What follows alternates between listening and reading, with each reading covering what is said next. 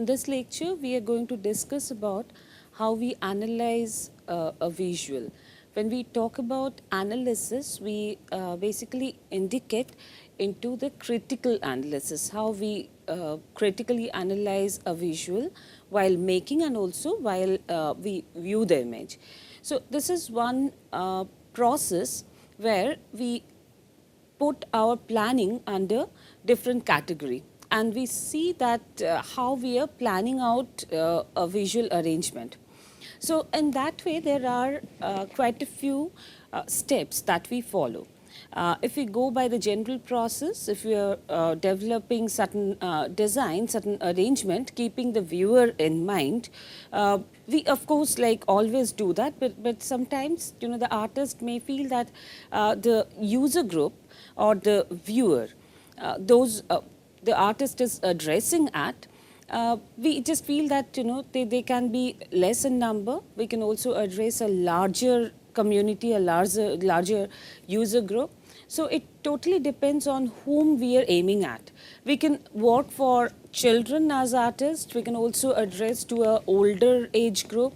There can be expression that is made for all, regardless of their age, their ethnicity, their race and other factors.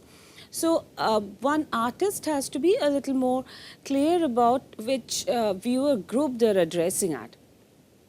And with that, the planning becomes much more logical and also like reasonable. So in that level, we can understand how we go by the pressure, because we do not know what the viewer is having in their mind. The viewer also do not know what the artist is having in their mind. In the first few lectures, we try to see how the artist is thinking, or we try to just make a guess that what is playing at the mind of the artist. But every time that is not what we should only look at. So we will see what are the things that we need to consider when we critically analyze any visual image, and that makes our work much scientific, much more strategic, and we go by a proper rule. So there are quite a few things that I would like to discuss. And there are processes which are also inclusive with each other. So we can always follow 2-3 processes together, we can merge them. It's not that all the rules are compulsory, but it totally depends on the context we incorporate in our artworks. So we often analyze the artwork into 3 different layers. One is in its semiotic plane,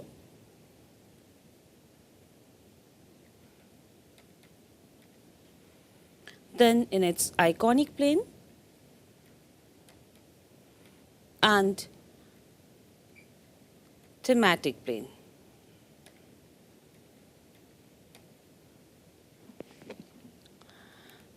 And the semiotic, iconic and thematic plane, they do not follow any order. So it totally depends on the image that we are viewing, and as we know the context, we slowly get into the different planes of it.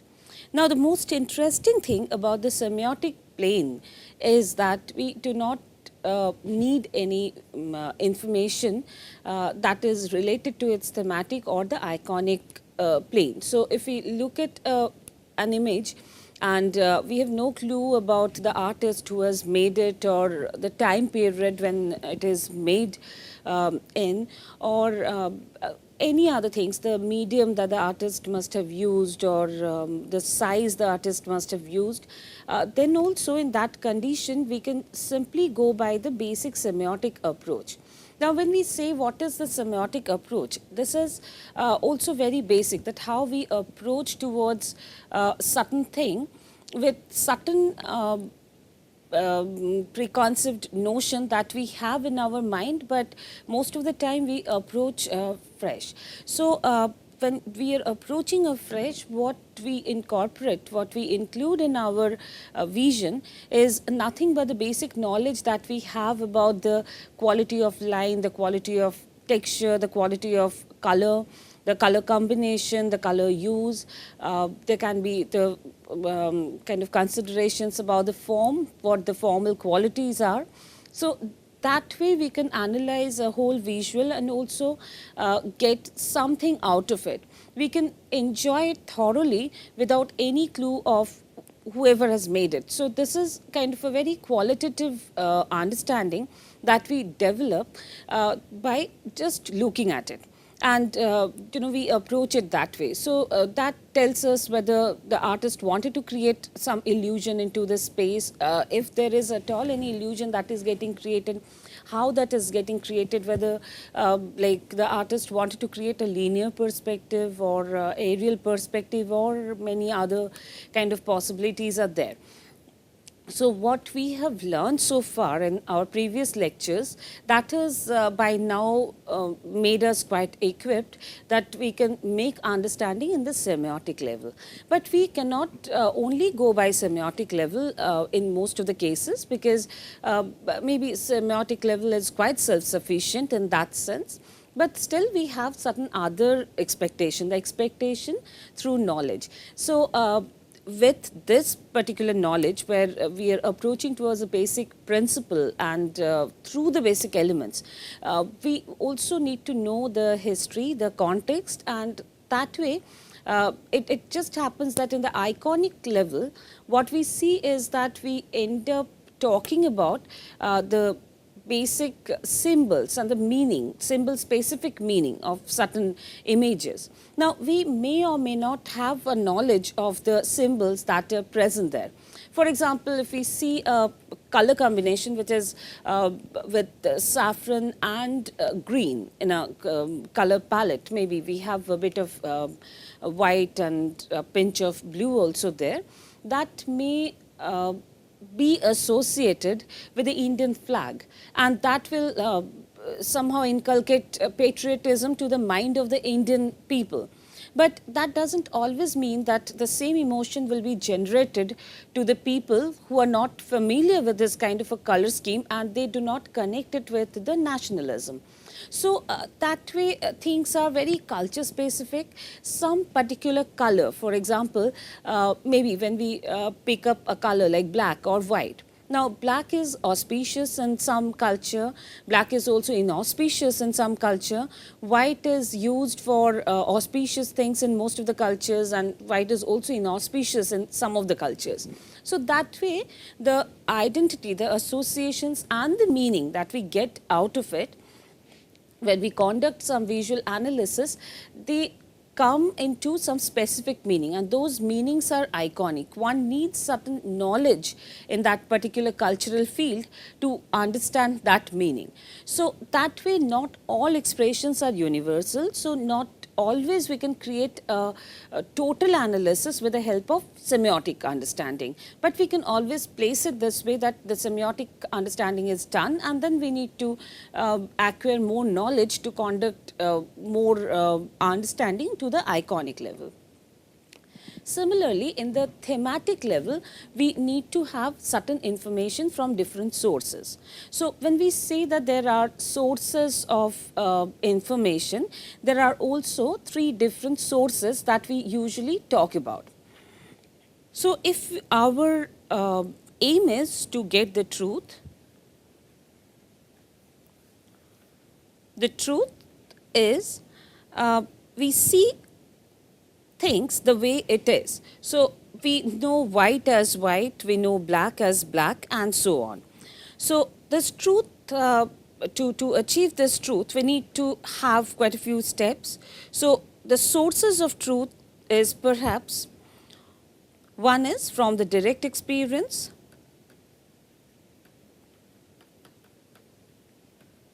the other one is by assumption.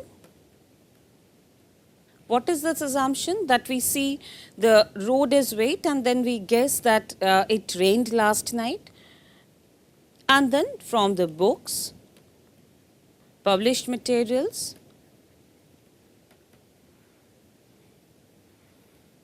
myths, epics, from all sort of reliable sources. So in the thematic level, the artwork will come with some kind of a cultural influence and also from the historical sources. So in like when we talk about the thematic level, we incorporate a few other knowledge into that the artist who has made it, which culture the artist belonged to, which country the artist is born, which movement, which art movement the artist was a part of, or which medium he used, at what point in his life he has created that. So these are the thematic aspects that may also add some very good visual clue to analyze the images that are present to us. And also in that level, we conduct another very important analysis where we alter images. We try to mentally shift images from one side to another side. Maybe we have certain object here, we feel that had it been in some other place, what would it have been? So that's another way of looking at it, that we displace it a little bit and see that why the artist has done it.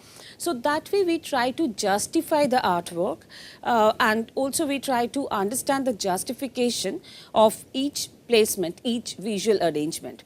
So this is how we combine these layers, the semiotic, iconic and thematic plane, with the kind of knowledge that we are available with, and then we conduct some kind of an analysis.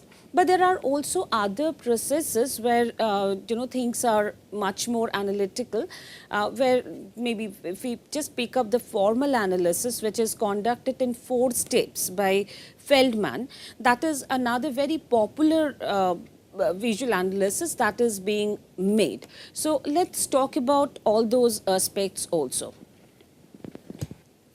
So we are going to discuss the theory,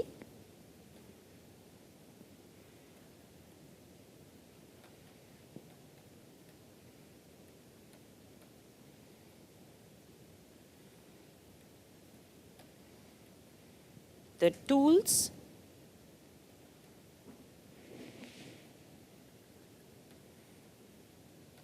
the types,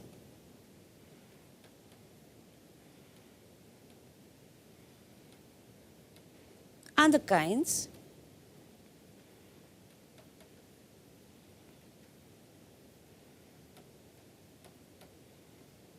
So the tool of critical art analysis, or the tool of critical visual analysis, incorporate a wide range of things.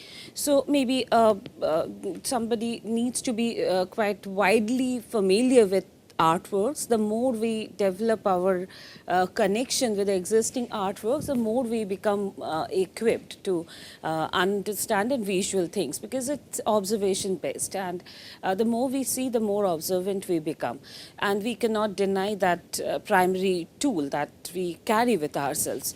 So also, like, we can develop that very quickly with our knowledge of history of art. We can read and enrich our understanding. We read about the different movements, different time periods in history, and that way we know, we become more confident. We are also become like we be in a stage to comment with more visionary statements for the future. So if you know the past, we know that what needs to happen now. So we know our time, we know what is good for the future, what we are doing, that we can justify in a much more way. So when we look at some artwork, we can always see that this is something which is good perhaps, but that doesn't fit our time. So knowing the time, knowing the history makes it very rich. So we cannot deny the importance of these tools. And apart from that, as we say that we develop connection through the direct experience of viewing original artworks. The more we see, the more equipped we become.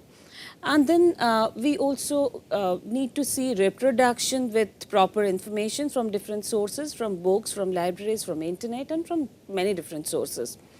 And also, like, the more we visit the museums, the studios, the galleries, see the performances and other things that are live, and also connect it with a social and cultural context in a daily basis, it becomes much more easier for us to develop our tools. It's more like, we sharpen our tools that way. So the opinion of the critics and the scholars during the basic period, the principal period, that is another study that we sometimes conduct, that we read visual analysis done by other people, that provides us with some kind of a clue that, how the criticism had been. And also we can justify whether those criticisms were right, those analysis was justified for that time or not. So there are tools that are available, and we develop tools in that way. But the most important things in that way, that we should also know that in what purpose we are working. So we come down to the next level, that is the type of art criticism that takes place in the culture. So there are four main types of art criticism. One is the journalistic criticism, then pedagogic,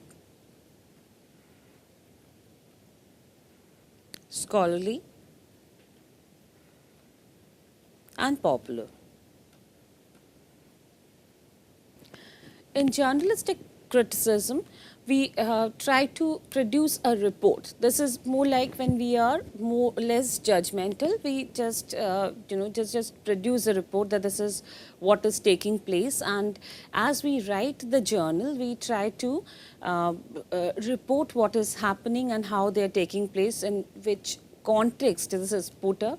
So this is more like we put things in a very passive manner, and we want more people to come and then generate their view there. So there we follow a method and come down to the conclusion in a very journalistic manner, that we are producing something. We also like this is more like we try to go by the information that is connected to that. Whereas in the pedagogical criticism, we are more academic. So when we think of that academic art criticism or the pedagogical art criticism, our interest there is that we go by quite a few steps which are academic, and that will educate people in that trend or that kind of artwork.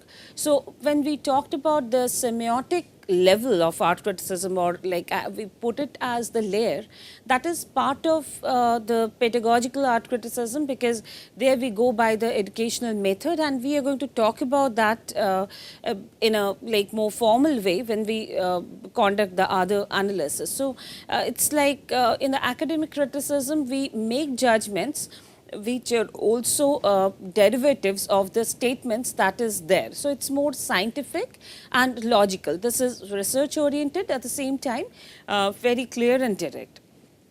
Whereas in the scholarly criticism, we behave like the experts. When we create the criticism where we are acting as a scholars, we can always make kind of a prophetic statement. But the scholarly criticism takes a lot of experience. So you cannot just start with the scholarly criticism from the beginning unless you have a lot of exposure into the field, and you also know how things have been conducted before. So that way scholarly criticism is more visionary. We make end statements, and that is how it is. Sometimes we also incorporate quite a few scholarly critical points into the judgment part in the pedagogical art criticism. And then there are popular art criticism. That is also something which is very interesting, that we just go by the public opinion, what the people say. And if we just put it this way, that it might have a lot of history, or this is justified in the cultural context or the social context, but what the people like, we are going by that. So popular art criticism is also quite vast, and we get to see that people are writing their columns on art, and they're coming up with opinion. Not all of them are thoroughly educated in the field of art, but they're quite prompt with their own understanding. So popular art criticism is more reactive and intuitive in nature. And apart from that, there are other things that we need to discuss, that is other part. so when we say that there are different types of judgment, there are also some kinds of judgments, and those are certain things that we need to know very specifically. So there are three basic kinds of critical judgment that is used in a normal situation. One is the formalism or the formal method that I mentioned earlier also, that is basically prescribed by Feldman, and there are other theorists also who have given opinion on that, but that is quite convenient for most of the people, and that is a basic thing that we conduct usually.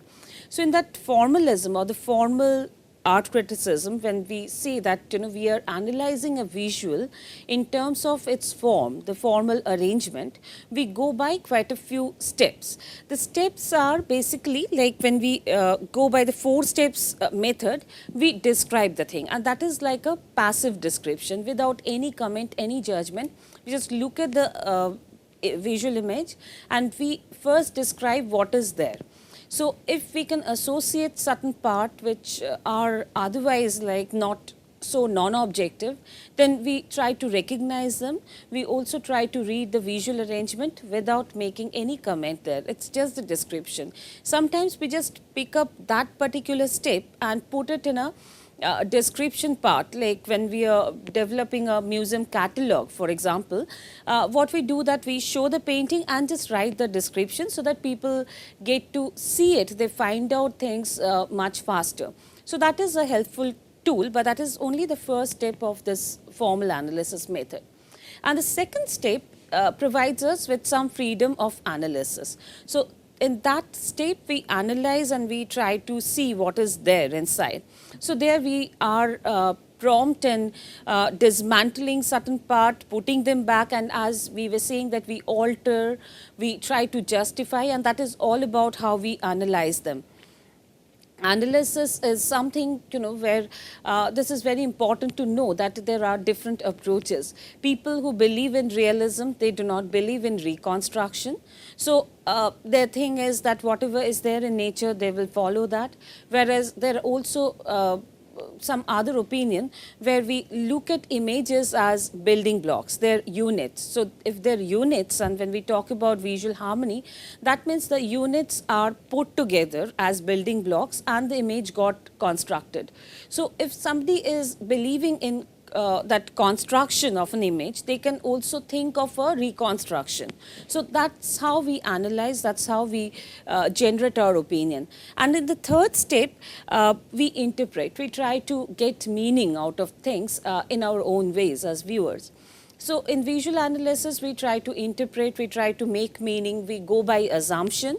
We feel that this is, if something looks like that, the artist must have meant it to be like something else. So interpretation is one point, that is also the next point from the general analysis. And finally, we just put the entire thing and come up with our own judgment. That is more like a conclusive statement that we come up with. And the judgment can become very scholarly at times. So that way we put our vision, our visionary statements, we are free to somehow analyze our assumptions. We try to, that is what is known as the hypothesis testing in that level, and finally the judgment is ready there. So that is one kind of art criticism that is very popular, and we call it the formalism.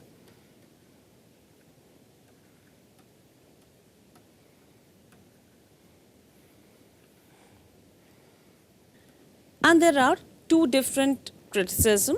One is expressivism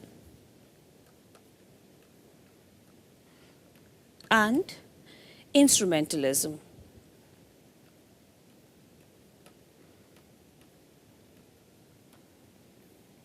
So in expressivism, the formal arrangement takes a little more flexible turn. So when we are describing or interpreting, judging, and also analyzing, we keep in our mind that there are lots of things that are taking place there which are for the sake of expression. So there, when expression is predominant, or our basic aim is to express the ideas, we can take some freedom of distortion. And those are the artistic distortion that we have discussed earlier also, that we simplify or we exaggerate, we complicate for the sake of a better expression. So in that kind of analysis, what happens that we also play a role where we already have this thematic and iconic understanding in our mind. We know the symbols very well. If a certain particular symbol is there, the meaning is also there in our mind.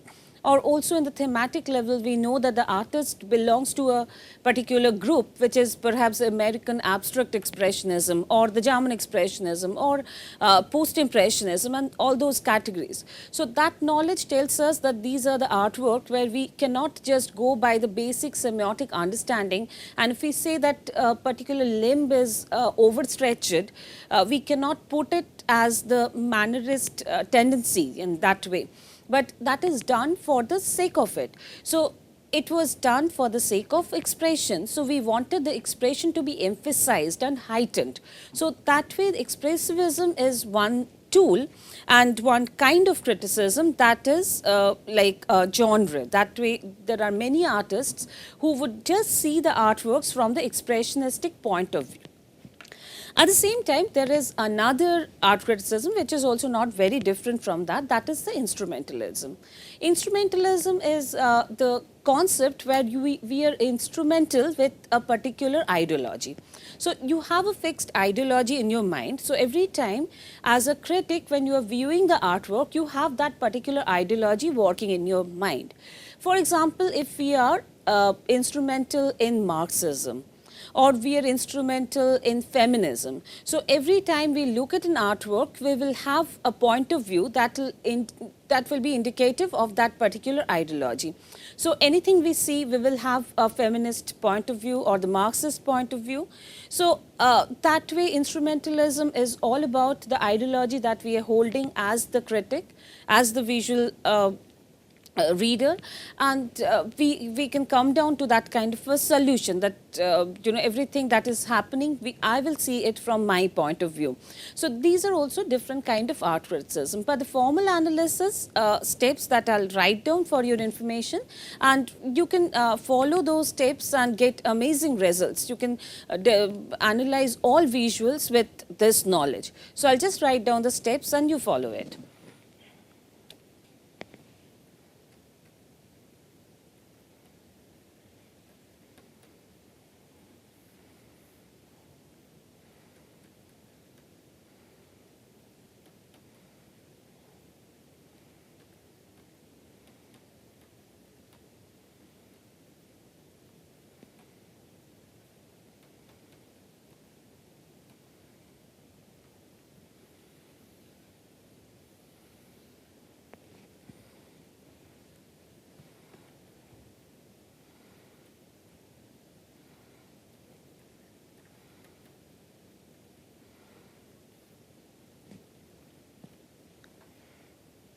So with this much of knowledge, we can enrich our regular reading. And in the next lecture, that is our last lecture, we are going to see how you go by a problem solving process. When we know how the visual analysis is going to take place by our viewer, when we know our user group very well, and we also know that the problems that come to us have multiple layers, multiple facets, multiple complexities. So in that situation, we also need to cater to the audience as the designer, as a graphic artist. So everything which is related to visual representation is not symbol specific. There are lots of symbols which are there. There are signs, symbols, and many other things, but that is not the only thing. So we need to go by our general understanding, our social intelligence, and see how we can produce appealing visual with the use of all these tools that we have got got so far. And also, there is another thing that we need to keep in mind, that it's not just one kind of visual that we would produce, because there are different demands, and we may also feel that we should be versatile as designers. So for like when we know the elements of visual representation so clearly and specifically, we should also develop some bit of a flexibility, that we come up with different solutions for a single problem. So it's not just a single problem. Maybe the problem is one, but there can be multiple solutions. And we will see how successfully we can solve all those problems.